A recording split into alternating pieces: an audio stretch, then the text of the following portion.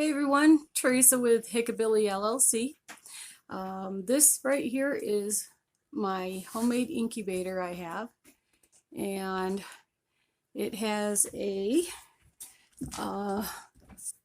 sorry, got to get around here.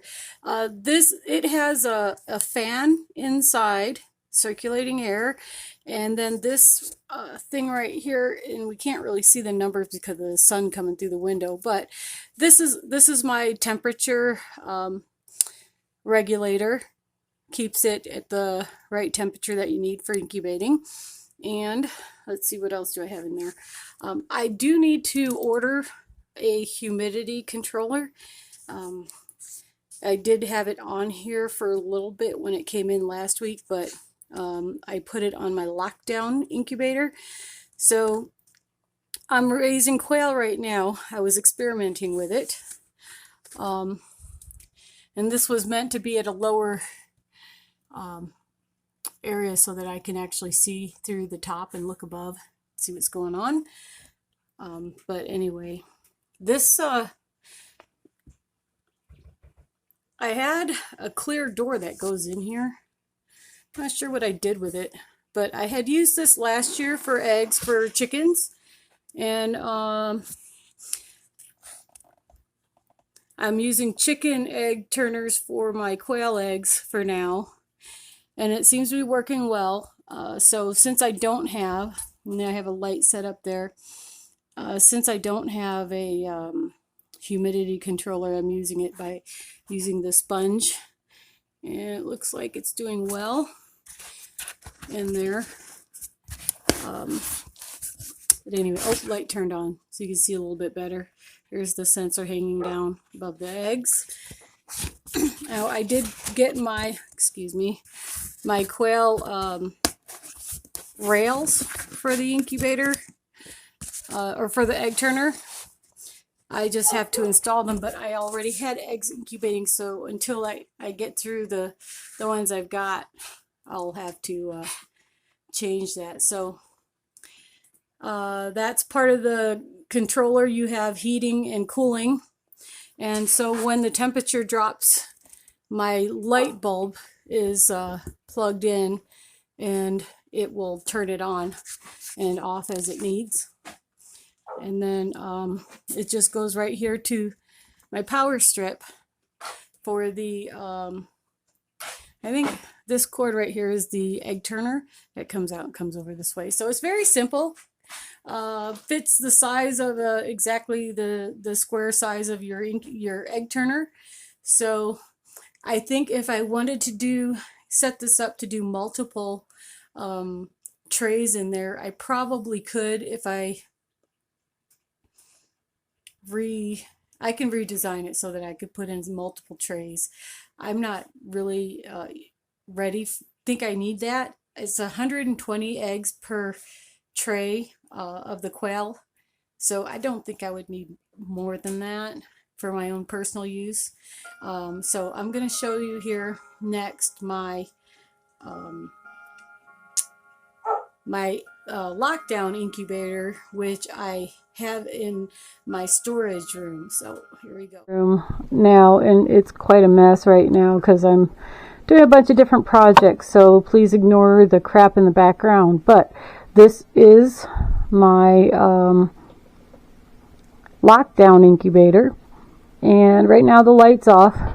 We want 70 between 70 and 80 degree humidity, so we do want it to be 75. That's what I've got this set to, and I do have it set to 100 because it fluctuates 2 degrees. This particular Inkbird temperature controller and my humidity controller, and then this actually is a clear window screen that you can see in here, but I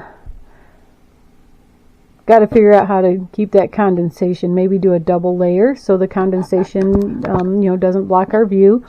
And then this here is my humidifier that as it drops down is supposed to, I got it set to tube right into the thing.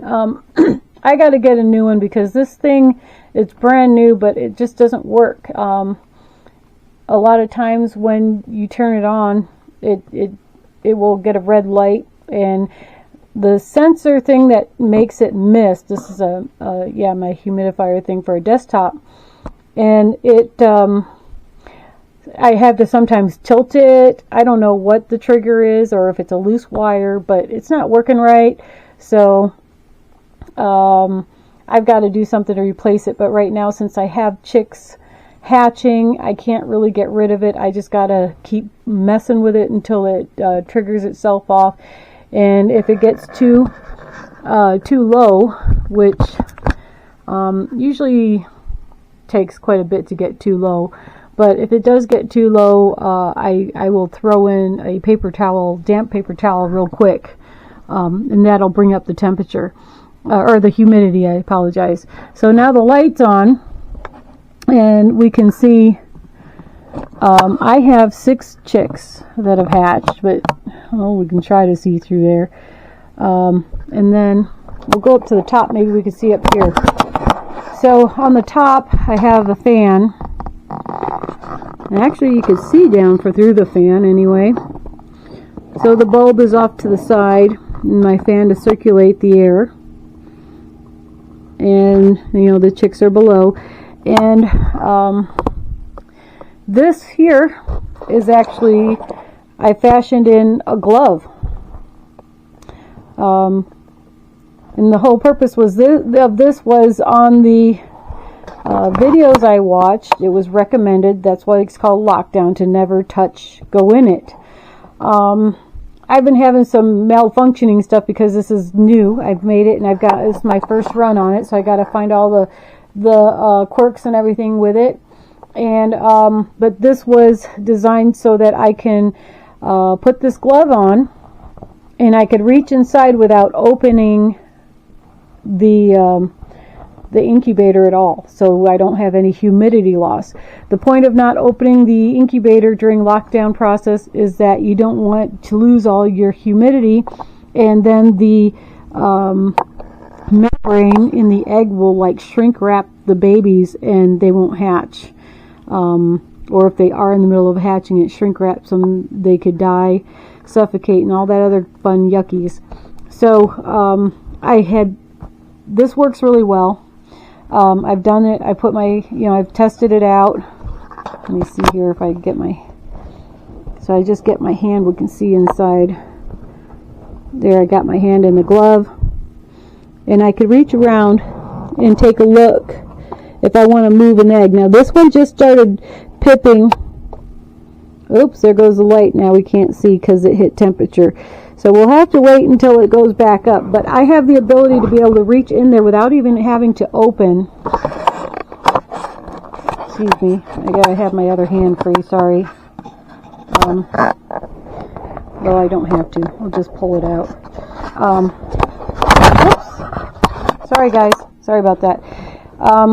So I have the ability to be able to go in there without even having to open it up and lose humidity.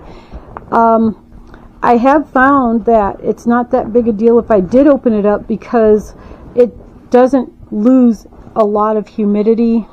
It still stays within the range while I have the door open for the short minute to reach in and pull something out. Or I had my humidifier in there because I had to take the top part off because it would not work. So I had to take the top off and it would mist with just the bottom half and a little bit of water in there. So that's how I did it for this first batch of eggs that were hatching here.